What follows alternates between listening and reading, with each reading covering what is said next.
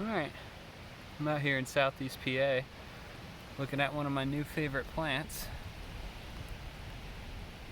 A plant that I'd never seen until this year. This is Corydalis flavula. It's in the poppy family, Populate, I believe it's pronounced. Populate.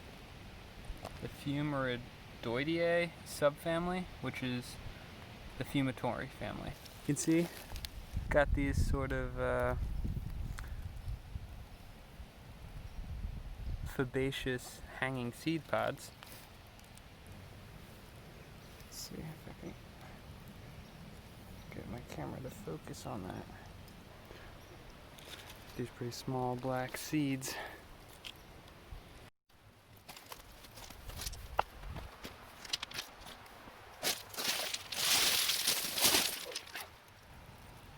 Here's some more. A few of these you can kind of see the remnants of those yellow horned flowers. But they're definitely starting to even drop seed already. As you can see from the husks of these seed pods.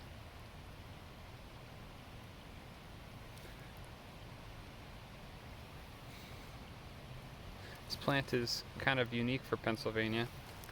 It's a winter annual, which means all this herbaceous vegetation is going to go away by the summer. It's all going to die back, and this whole plant will be dead. But the hope is that it's passed enough of these seeds on to continue into next year. Healthy population. I saw this in March. It kind of piqued my interest. The leaf shape is unsurprisingly pretty similar to Dutchman's breeches, which is another species out here in the poppy family. But I actually thought this one was a much rarer species, Corydalis aurora, because of the rocky area that it's growing. But after looking it up a little bit further, it's not believed that Corydalis aurora comes out this far in Pennsylvania, this far east. It's considered a rare plant in Pennsylvania, and only occurs in western PA. But this, Corydalis flavula, does occur in this area of the state. It's actually the first year that I've seen it. Another interesting part of this plant is where exactly it was growing. I mean, you can see here's a log, but it's along just a railroad grade, actually. And I've found that this area is inhospitable, to most plants. It's of the native plants that I could find here. You find some stunted shrubs and trees, but the ones that were thriving, it was these and field horsetail. Looking like a tiny piney tree. Down the tracks a little bit further.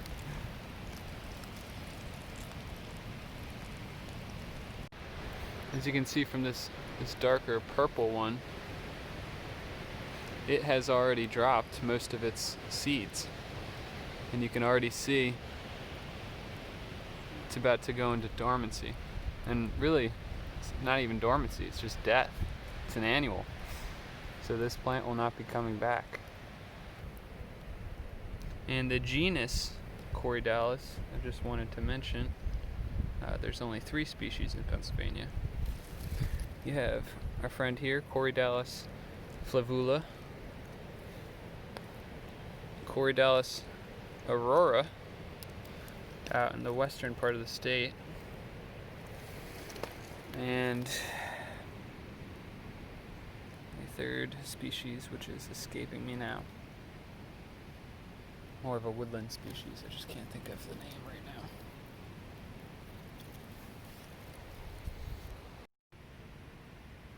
As I was saying, there are 3 species of Corydalis native to Pennsylvania, and this is actually not one of them, although it is a Corydalis. This is Corydalis incisa. It is not native to Pennsylvania. It's not a native Pennsylvanian. Incised fumatory is native to Asia, like a lot of our non-native species here in this area of Pennsylvania. And a lot of people are actually pretty concerned about this one. It's a biennial, so unlike the previous plant, it takes 2 years for it to come to maturity. But when it does, it flowers profusely, as you can see, all these pink and purple flowers, and it also has a really effective seed dispersal method. So it can throw seeds pretty far and wide and really come to cover an area. Now this is the only area that I've seen in this park, or even in this area, that has incised fumatory. Much like its native kin, it has those horn-shaped flowers. Also blooms pretty early in the year. It's been blooming since March. But what is unique about this compared to the natives is the color of the flower.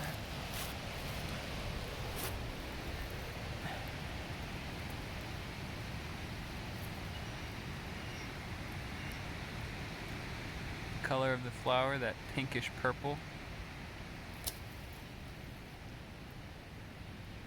and also that seed dispersal method that is not seen among any of the natives. So this is an interesting one to watch out for. This is an interesting one right here to look out for. The thing that I am going to do is I'm going to report it to the authorities to hopefully stem this from spreading very much further.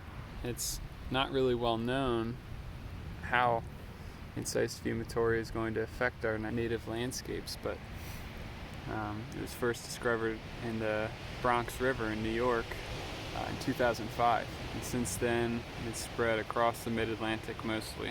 As far as I can tell now, it's gone as far south as Virginia and as far west as West Virginia. So it is still pretty localized, but some experts are saying it has the potential to be quite invasive. It's from the Bronx. Reports from the Bronx have it, the Bronx River have it covering much of the riverside. So in that area, it's in the floodplain, but here, it's just on the edge of a forest, as you can see. You know, this area is just full of invasives, wineberry and bush honeysuckle, Norway maple.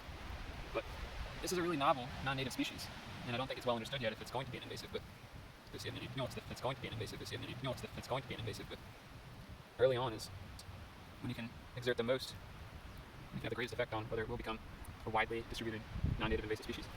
So, it's a long way of saying I'm going to report this to the authorities. I think that's all I had for you. Hope you all are well, and have a good day.